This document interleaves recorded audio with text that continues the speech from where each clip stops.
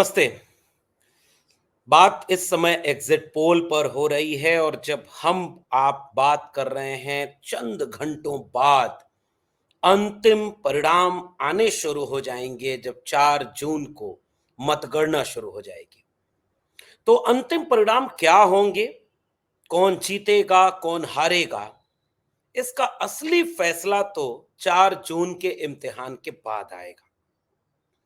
वही अंतिम होगा, वही वैधानिक होगा, वही सही होगा। लेकिन जब तक वो फैसला नहीं आ पा रहा है, तब तक क्या कुछ चल रहा है उस पर बात होनी जरूरी है।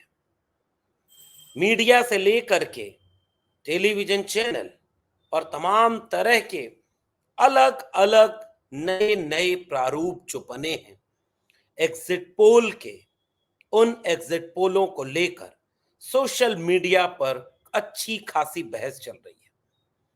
कहीं पता चल रहा है कि किसी पार्टी का एक कैंडिडेट पूरे प्रदेश में चुनाव लड़ रहा है और एग्जिट पोल ने 3 कैंडिडेट को बढ़त दिखा दी। कहीं पता चला कि कल वाले में एग्जिट पोल ने सीटें ज्यादा दिखा दी थी, आज जो है सीटें कम दिखा दी। अलग अलग तरह के प्रारूप बन गए हैं, अलग अलग तरह की स्थितियां बन गई हैं और ऐसी स्थितियों के बीच सबसे ज्यादा जिसके ऊपर नजर रहने वाली है, सबसे ज्यादा जिसको लेकर के चर्चा होने वाली है, वो है उत्तर प्रदेश। आज की वीडियो में हम उत्तर प्रदेश पर बात करेंगे और उत्तर प्रदेश पर इसलिए बात करना जरूरी है क्योंकि उत्तर प्रदेश में 80 सीटें हैं। बीजेपी, जो मेरा आकलन है, वो उड़ीसा में कुछ कुछ गेन कर सकती है। बीजेपी कुछ कुछ गेन 2-4 सीटों का पश्चिम बंगाल में भी कर सकती है। 2-4 सीटें तेलंगाना में बढ़ सकती हैं, 2-4 सीटें आंध्रा में बढ़ सकती हैं, 2-4 सीटें इसी तरह से करते करते और जगहों पर बढ़ सकती हैं। नॉर्थ ईस्ट में बीजेपी बढ़त में हो सकती है। इन सारी कवायदों के साथ जो एक और दिलचस्प चीज है कि बढ़त के साथ बीजेपी घटत में भी कई जगह पर आएगी। जैसे मध्य प्रदेश, राजस्थान, महाराष्ट्र, बिहार, हिमाचल प्रदेश, हरियाणा, ये वे राज्य हैं जहां पूरी की पूरी सीटें बीजेपी के पास थी। मध्य प्रदेश में 25 के 25 सीटें बीजेपी के पास, राजस्थान में, मध्य प्रदेश में भी ऐसे 29 सीटें बीजेपी के पास, हरियाणा की 10 की 10 सीटें बीजेपी के पास, दिल्ली की 7 की 7 सीटें बीजेपी के पास, बिहार की 40 से 39 सीटें बीजेपी और जेडीयू के पास। अब आकलन यह हो रहा है कि इनमें क्या पूरी सीटें फिर से बीजेपी जीत जाएगी, सारी की सारी सीटें? क्या मध्य प्रदेश और राजस्थान मिलाकर 5 से 10 सीटें भी ऐसी नहीं होंगी जो कम हो सकती हैं? आकलन ये चल रहा है कि अब राजस्थान में 5 से 7 सीटें ऐसी हैं जो कम हो सकती हैं, जिनमें बीजेपी चुनाव हार सकती है। बीजेपी चुनाव हार सकती है। मध्य प्रदेश की 1-2 सीटें ऐसी हैं जिसको लेकर के ये कवायद चल रही है। उसके साथ साथ एक बात और, बिहार, बिहार में माना यह जा रहा है कि 10 सीटें अगर कम हो गई, मध्य प्रदेश राजस्थान मिलाकर, और मान लीजिए हरियाणा भी जोड़ लें, हरियाणा में हालांकि 50-50 का मामला चल रहा है, तो 10 सीटें उधर से भी कम हो गई। 20 सीटें तमिलनाडु, तेलंगाना, उड़ीसा, बंगाल में बीजेपी नहीं गेन कर रही है। 20 सीटें नहीं आ रही हैं बीजेपी की वहां, इसलिए ये मुश्किल है, ये संकट बढ़ गया है कि बीजेपी कितनी सीटें कहां गेन कर रही है। तो अभी बहुत कुछ पिटारा खुलना बाकी है। ये एक बहुत बड़ी बात जनता के बीच चल रही है। जनता ये कह रही है कि ये मनोवैज्ञानिक बढ़त बनाने के लिए बिकी हुई मीडिया के जरिए एक मनोवैज्ञानिक बढ़त के लिए ये सारी कुछ चीजें दे दी गई हैं और वह मनोवैज्ञानिक बढ़त बीजेपी के घोटाले, बीजेपी के लूट, बीजेपी की बेईमानी की पृष्ठभूमि तैयार करेंगे। ये चर्चा विपक्ष जोरों से लगा रहा है और इस पर बात कर रहे हैं लोग, हो रही है। लेकिन आज हम बात कर रहे हैं फिर यूपी पर। यूपी की सीटें अगर सिलसिलेवार, हम पूरा सिलसिलेवार अगर पूरा एक समीकरण निकालें पहले चरण से लेकर के आखिरी चरण तक। मैं वो सीटें गिना रहा हूं जहां पर इंडिया गठबंधन या तो जीत रहा है या बढ़त में है। सहारनपुर जीत रही है इंडिया गठबंधन की सीट, जिसमें इमरान मसूद बहुत भारी प्रचंड तरीके से चुनाव लड़े, और भले वो लड़ाई में मानी जा रही है लेकिन इंडिया गठबंधन वहां बढ़त में है। तकरीबन 40 से 50 हजार की बढ़त है इमरान मसूद के पास। कैराना वो सीट है जो एक तरफा सारे एग्जिट पोल भी कह रहे हैं कैराना इंडिया गठबंधन की इकरा हसन चुनाव जीत रही है। मुजफ्फरनगर हरेंद्र मलिक, ये लड़ाई कांटे की है। संजीव बालियान को लेकर के कुछ तबकों में नाराजगी, किसान आंदोलन, आरएलडी का उधर जाना, हरेंद्र मलिक का जाटों के बीच एक प्रभाव वर्चस्व का होना, सपा और इसका गठबंधन होना, और इस तरह से एक बड़ा टक्कर मुजफ्फरनगर की सीट पर है। वो बीजेपी जीत रही है ऐसा कतई नहीं है, कांटे की टक्कर यहां पर है, कांटे की टक्कर मुजफ्फरनगर की सीट पर। बिजनौर वो लड़ाई में है, लेकिन बिजनौर को छोड़ भी दें, बिजनौर दीपक सैनी वहां पर हैं और ठीक ठाक लड़ाई दे रहे हैं। नगीना में बहुत कांटे की टक्कर है, लेकिन या तो बीजेपी जीतेगी या तो चंद्रशेखर आजाद जीतेंगे। मनोज कुमार जो एडीजे थे वो बहुत मजबूती से लड़ नहीं पाए, लेकिन टक्कर है, त्रिकोणीय मुकाबला है। मुरादाबाद में रुचि वीरा जीत रही हैं, ये सारे एग्जिट पोल और वहां की ग्राउंड रियलिटी बता रही है। रामपुर में कोई सवाल ही नहीं पैदा होता अगर 57 और 58% वोटिंग हुई है, और उसमें मोहिबुल्ला जो मौलवी हैं वो जीतेंगे, इसमें कोई दो राय नहीं है। पीलीभीत में नजदीकी लड़ाई है, पीलीभीत कांटे की लड़ाई है। तो अगर यही देख लें तो बिजनौर छोड़ दें तो कोई सीट बीजेपी पहले चरण में उत्तर प्रदेश में नहीं है जो जीतने के लिए एकदम पुख्ता तरीके से बीजेपी कह सकती है। कैराना, मुरादाबाद, रामपुर, 8 में से 3 सीटें तो इंडिया गठबंधन जीत रहा है। सहारनपुर, मुजफ्फरनगर, पीलीभीत, ये 3 सीटों पर फाइट है जिसमें इंडिया गठबंधन को बढ़त मिली हुई है, और केवल 1 या 2 सीटें हैं जिस पर कह सकते हैं कि त्रिकोणीय मामला है या बीजेपी को फायदा हो सकता है। और एग्जिट पोल 70 सीटें दे रहे हैं यूपी में, कैसे भाई? ये पहला फेज मैं गिना रहा हूं, और मैं बाकायदे इसके ग्राउंड रियलिटी को देख कर बता रहा हूं। बीजेपी वाले खुद यही कह रहे हैं कि हाँ यही समीकरण लगभग होने वाला है। दूसरे चरण की बात करें, अमरोहा, अमरोहा में दानिश अली को लेकर के कुछ नाराजगी, कुछ चीजें, लेकिन अमरोहा में टकराव है गठबंधन के लोगों में, एक टकराव है कि बीजेपी और सपा गठबंधन में खासी नजदीकी है। बीजेपी जीत जाए ऐसा कतई नहीं है। मेरठ की सीट पर सुनीता वर्मा जीत रही हैं। अरुण गोविल वोटिंग के तुरंत बाद ट्वीट कर देते हैं कि हमें तो अपने ने लूटा, गैरों में कहां दम था टाइप का, निकल गए बंबई। फिर सफाई देते हुए ट्वीट करने लगे कि नहीं कुछ जिम्मेदारी मिली थी उसके लिए आए थे, फिर लौट के जाएंगे। ये सब चलने लगा। इन सारी चीजों के साथ मेरठ की सीट फंसी हुई है। मेरठ में इंडिया गठबंधन बहुत अच्छे तरीके से जीत सकता है, और इसको लेकर के वहां पर कवायद चल चुकी है। बागपत नजदीकी लड़ाई है, लेकिन ठीक है, वहां भी अभी कोई क्लियर नहीं है चीजें। गाजियाबाद में गठबंधन हारेगा, बीजेपी मजबूत है। गौतम बुद्ध नगर में फिर भी कांटे की लड़ाई है, बुलंदशहर में भी लड़ाई है। अलीगढ़ में विजेंद्र सिंह जीत सकते हैं, अलीगढ़ में अलग समीकरण बन गया, और मथुरा में बीजेपी भारी है। तो मथुरा, गाजियाबाद, आज की तारीख में मथुरा, गाजियाबाद, ये 2 सीटें बीजेपी मजबूत है। बुलंदशहर, अलीगढ़, गौतम बुद्ध नगर, बागपत, इन पर लड़ाई है, और अमरोहा और मेरठ इंडिया गठबंधन के पक्ष में। ये बताइए फिर कैसे 80 में 70 बीजेपी जीत रही है। तीसरे चरण का उत्तर प्रदेश में अगर बात करें तो हाथरस में जो रिजर्व सीट है वहां पर एक लड़ाई देखने को मिल रही है, बहुत नजदीकी लड़ाई है। आगरा में बेशक गठबंधन थोड़ा पीछे है, लेकिन फतेहपुर सीकरी में गठबंधन आगे है। इंडिया गठबंधन आगरा में थोड़ा पीछे है, लेकिन फतेहपुर सीकरी में आगे है।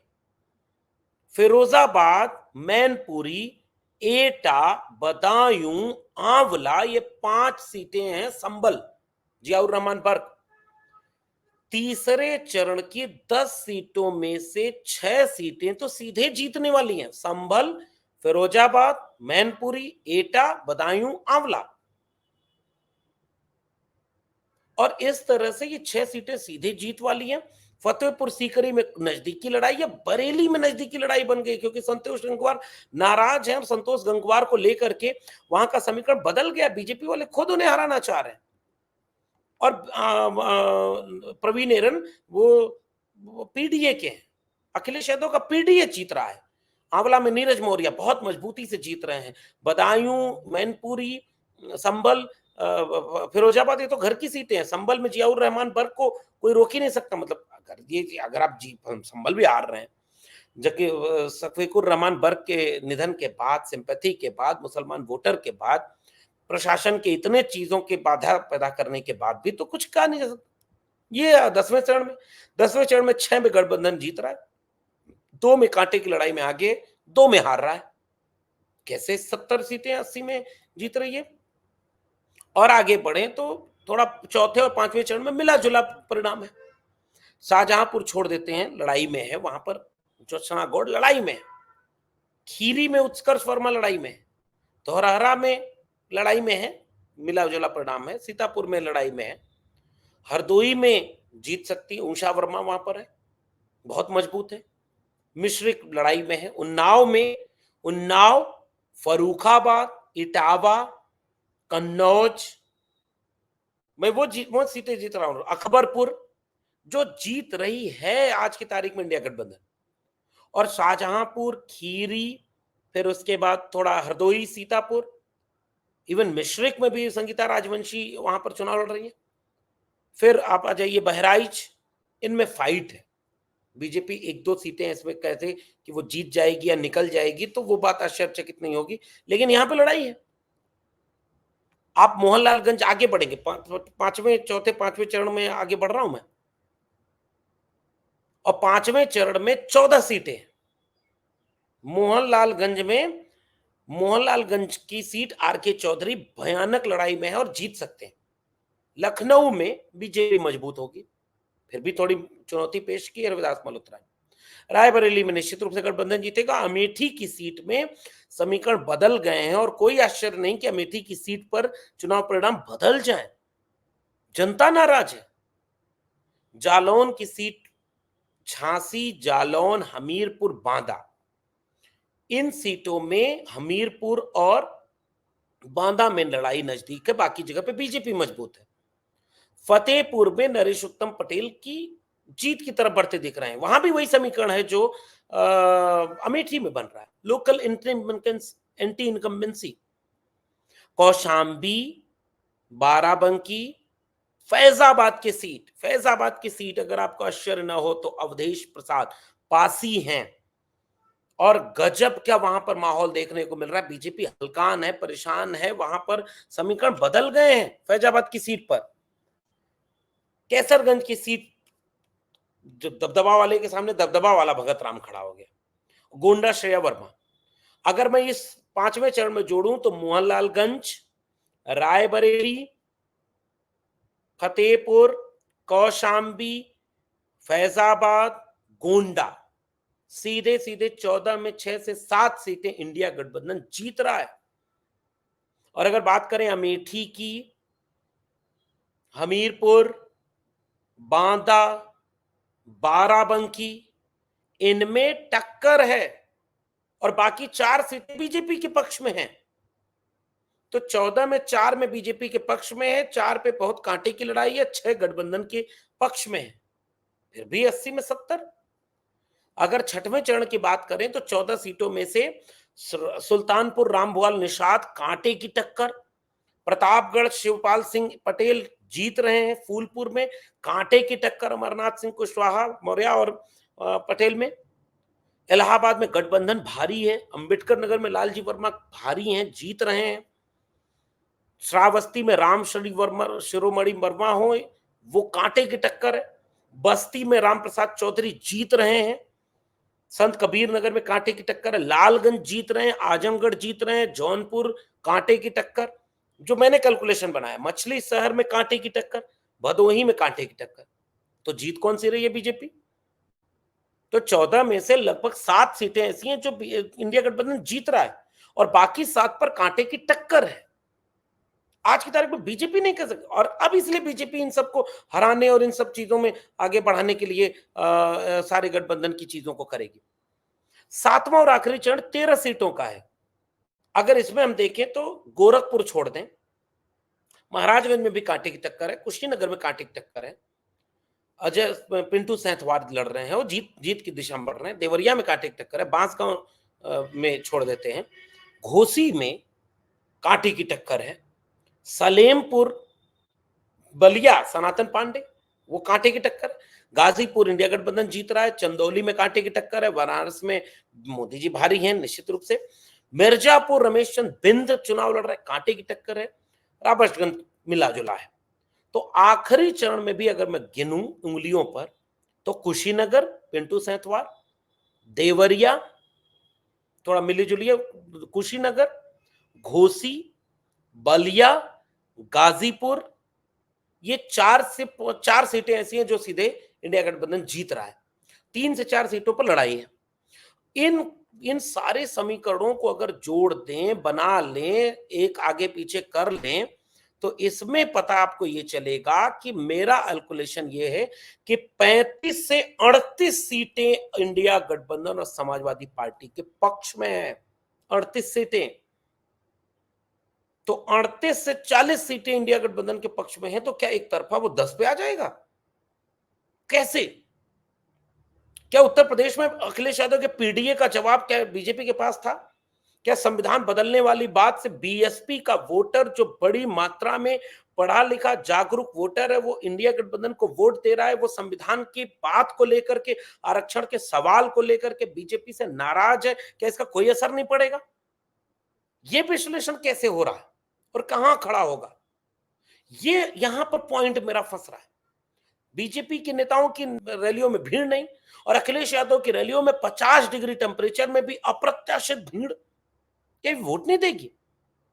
क्या बीजेपी 70 सीटें जीत जाएगी 80 में से? क्या जनता के मूड मिजाज में कोई बदलाव नहीं है? पीडीए जिस पर अगर वोट दिए देंगे अपनी अपनी जातियों के लोग भी, तो भी 38 सीटें बीजेपी हार रही है। और उत्तर प्रदेश का समीकरण पूरी तरह से बदला हुआ है, और एग्जिट पोल उत्तर प्रदेश में 65 से 68 सीटें, 70 सीटें बीजेपी को जिता रहा है। यह तब तक संभव नहीं है जब तक बेईमानी ना हो, जब तक वोट की लूट ना हो। कम मार्जिन की सीटों को कैसे हरा दिया जाए, इसलिए अब इस बात का ऐलान कर रहा है विपक्ष कि जनता आपको वोट दे रही है, वोट की हिफाजत करना प्रत्याशी और कार्यकर्ता और जनता का फर्ज है। इसलिए मतगणना पर जनता नजर रखे, और मतगणना ऐसी हो जैसी मतगणना में घपले न हो सके, बेईमानी न हो सके, तब जाकर के ही कोई चीज बचेगी, वरना फिर लोकतंत्र जिंदाबाद है। आपका क्या कहना है नीचे कमेंट बॉक्स में जरूर बताइएगा। फिर मिलेंगे किसी और टिप्पणी के साथ, तब तक के लिए बहुत बहुत धन्यवाद।